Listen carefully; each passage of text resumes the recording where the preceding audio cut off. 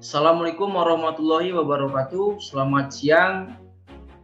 Kali ini kami dari kelompok 6 akan mempresentasikan mata kuliah Industri Aquaculture yang berjudul Industrialisasi Aquaculture di Perkotaan. Nah, sebelum kita mulai, alangkah indahnya kita memperkenalkan terlebih dahulu anggota kami. Perkenalkan, saya Muhammad Arif Fransyah selaku moderator. Selanjutnya ada Perkenalkan, nama saya Atika Andriani. Perkenalkan, nama saya Bara Romdoni.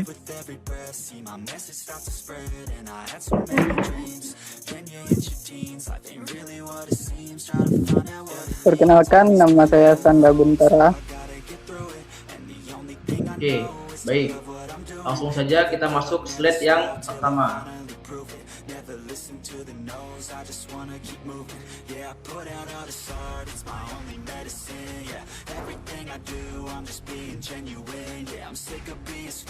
Latar belakang. Pertumbuhan penduduk itu sama dengan peningkatan kebutuhan pangan, protein, dan ikan. Kegiatan urbanisasi yaitu perpindahan penduduk secara berduyun-duyun dari desa atau kota kecil atau daerah ke kota besar atau pusat pemerintahan.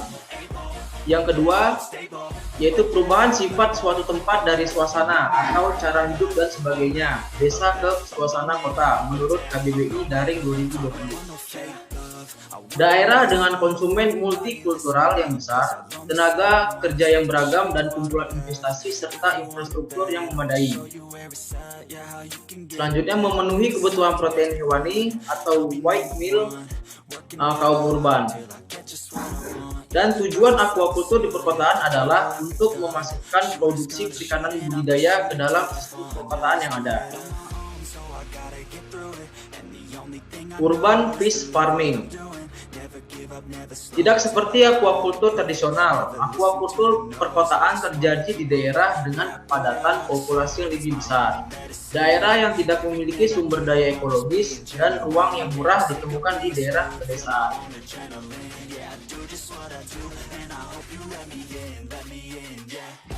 Sedangkan urban itu mengacu pada wilayah pusat kota dan pinggiran kota dan dapat mencakup halaman belakang, garasi, rumah kaca, atap, dan ruang non-konvensional lainnya.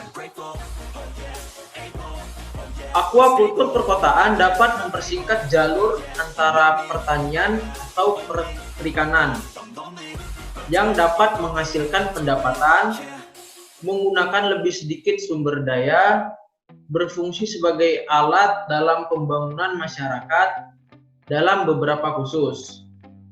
Aquaculture perkotaan dapat mengurangi biaya dan emisi yang terkait dengan transportasi dengan memproduksi sumber pangan lebih dekat tempat dikonsumsi. Manfaat kegiatan budidaya di perkotaan. Yang pertama itu ada kemudahan dalam penyediaan pangan sehat, merupakan salah satu manfaat perikanan perkotaan. Yang kedua ada pengurangan pengeluaran untuk belanja kebutuhan pangan. Yang ketiga, kegiatan perikanan perkotaan juga bisa menambah pendapatan bagi para pelakunya, karena hasil panen yang diperoleh dapat dijual. Terus yang keempat, terakhir, transportasi pemasaran yang semakin dekat dan mudah. Sudah diimplementasikan di beberapa daerah di Indonesia. Dukungan inovasi dan teknologi membantu dalam kegiatan budidaya di perkotaan.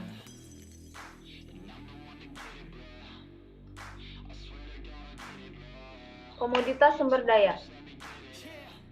Perikanan yang sering dibudidayakan di perkotaan antara lain ikan air tawar dan ikan air hias. Metode dan teknik yang tersedia cukup beragam, antara lain integrasi ikan dan tanaman atau disebut sistem aquaponik, serta pembuatan media kolam dari terpal atau sistem terpal. Metode atau teknik yang digunakan tidak memerlukan lahan yang luas, serta penggalian tanah, sehingga kontrol, pembersihan, dan pemanenan lebih mudah.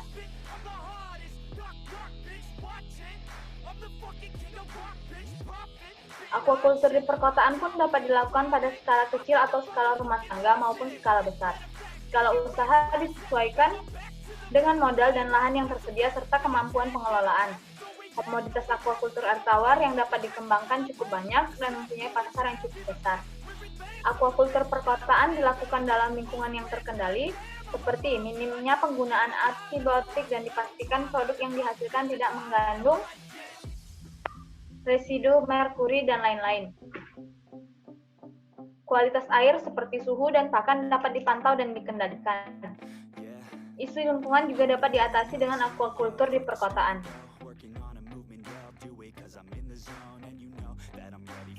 Nah, sistem aquaculture perkotaan yang sering digunakan yaitu resirkulasi, yang kedua aquaponik, dan ketiga ada kolam.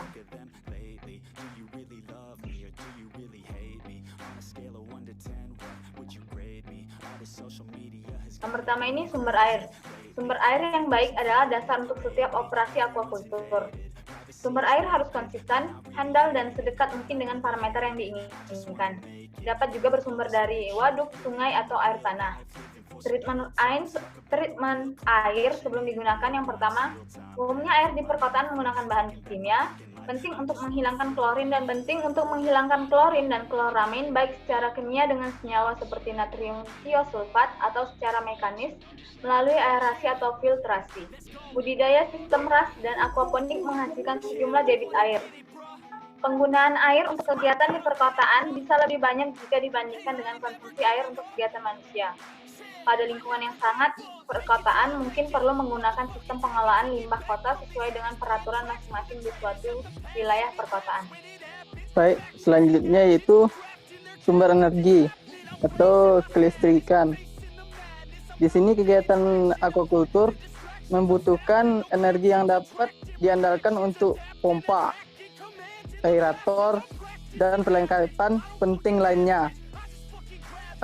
Aquaculture perkotaan akan memiliki akses ke infrastruktur jaringan tradisional. Tetap perlu untuk memiliki akses ke sumber daya alternatif jika terjadi keadaan darurat.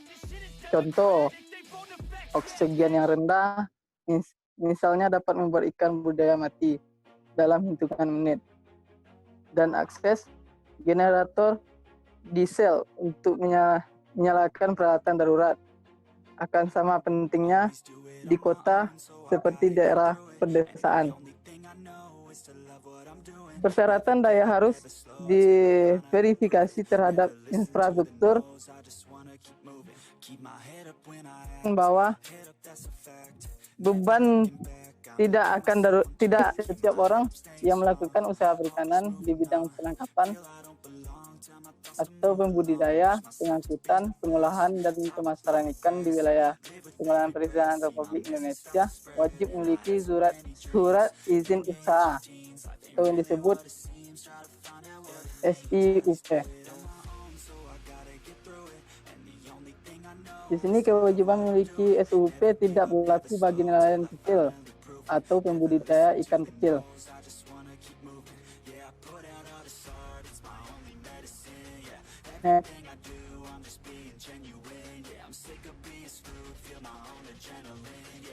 Sesuai dengan perkembangan teknologi, pembudidaya ikan tidak lagi terbatas di kolam atau tambak, tetapi dilakukan pula di sungai, danau, ataupun laut. Di sini perlu adanya penetapan lokasi dan luas daerah serta cara dipergunakan agar tidak menggunakan kepentingan umum. Perlu ditetapkan ketentuan yang bertujuan melindungi pembudidaya, misalnya pencemaran lingkungan sumber daya ikan. Di sini sistem aquaculture perkotaan yaitu resirkulasi aquaculture system atau yang disebut dengan RAS.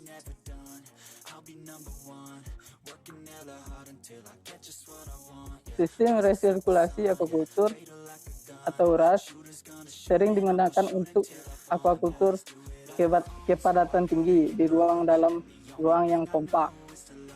Dalam RAS, sistem filter mekanis, kimia, biologis untuk menggunakan kembali dan meresirkulasi bagian besar air dalam sistem budidaya.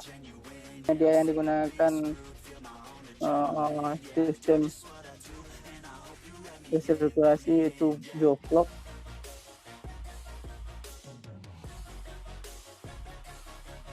Ini sistem resirkulasinya. Baik, selanjutnya yang akan dijelaskan oleh Barry Ramdhani.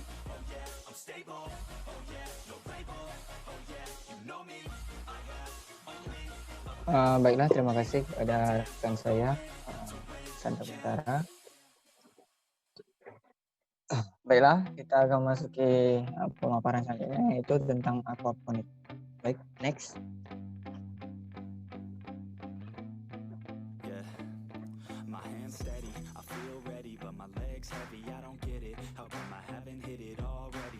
Aquaponik, integritas hidroponik atau penanam tanah dengan budidaya air resirkulasi dengan memanfaatkan media aquaculture.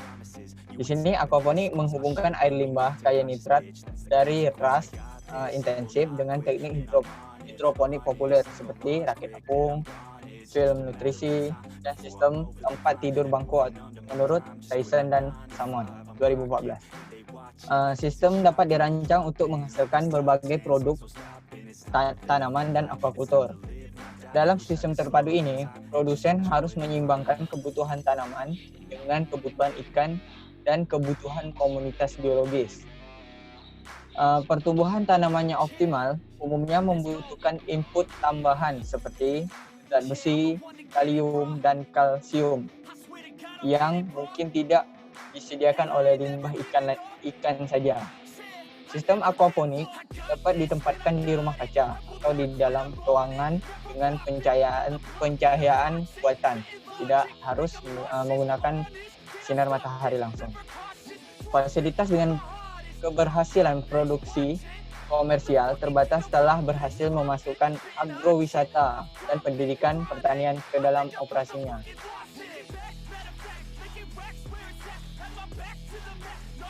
Di sini teman-teman bisa melihat teknik aquaponik tadi, pemanfaatan sistem ras atau sistem resirkulasi aquaculture itu dengan media tanaman atau dengan aquaponik tadi. Jadi tumbuhannya itu di atas dan tumbuhannya itu memanfaatkan air dari limbah dari air kolam tersebut. Oke, next. Dan teman-teman juga bisa melihat itu ada skema sederhana, jadi teman-teman bisa menerapkannya juga di rumah.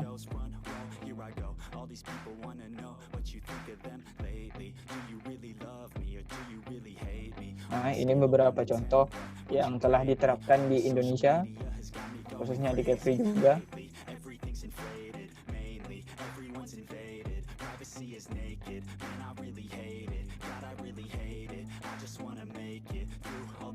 Oke, yang selanjutnya setelah aquaponik tadi kita memasuki di media kolam. Next.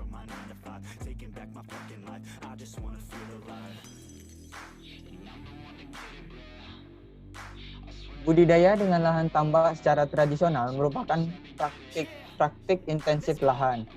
Namun, urban sprawl berkontribusi dalam lahan pertanian yang diklasifikasi ke tanah transisi yang didefinisikan sebagai tanah pinggiran kota yang memungkinkan akan dikonversikan menjadi penggunaan non-zonasi, dan hukum tata guna lahan akan sangat bervariasi menurut tingkat kabupaten, kota, dan provinsi. Kedekatan dengan industri lain membawa peningkatan resiko kontaminasi atau kontak secara tidak langsung pada komoditas yang kita ingin budidayakan, seperti di tambak yang kalau terlalu dekat dengan penduduk kan akan mudah lebih terkontaminasi. Kedekatan dengan industri lain ini membawa peningkatan resiko kontaminasi seperti asap lalu lintas maupun limpasan perkotaan. Perizinan dan tata guna lahan atau pemanfaatannya itu harus diterapkan. Baik, terima kasih. Jadi beginilah hasil pemaparan presentasi kelompok kami tentang industrialisasi perkotaan. Terima kasih. Wassalamualaikum warahmatullahi wabarakatuh.